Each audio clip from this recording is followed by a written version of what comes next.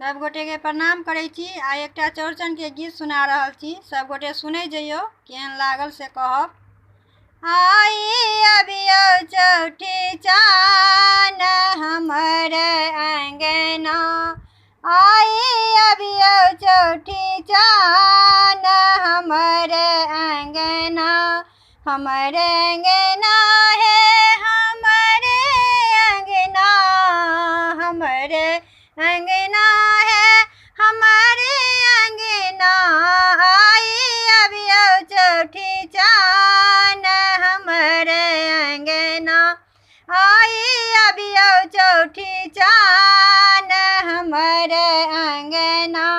भोरे सो अंगना नीपी ठाउ अरिपन सजाबी, भोरे सो अंगना नीपी ठाउ अरिपन सजाबी, गम गम गम के पूरी पकवान हमर अंगना, गम गम गम के पूरी पकवान हमर अंगना, आई अबियो चौठी चान हमर अंगना, आई अबियो चौठी चान हमर अंगना।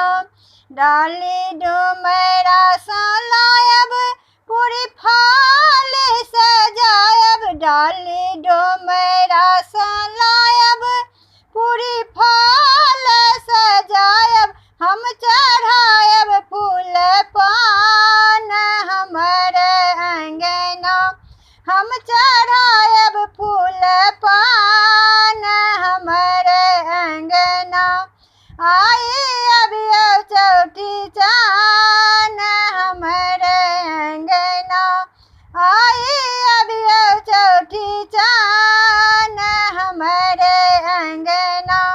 हत्था केरा के चढ़ायब धूप आरती देखायब, हत्था केरा के चढ़ायब धूप दीप देखायब, दो जेबई आशीष हमर अंगना, दो जेबई आशीष हमर अंगना, आई अबियो चौठी चान हमर अंगना, आई अबियो चौठी चान हमर अंगना, हमर अंगना है हमर अंगना, हमर अंगना है हमर अंगना, आई अबियो चौठी चान हमर अंगना, आई अबियो चौठी चान।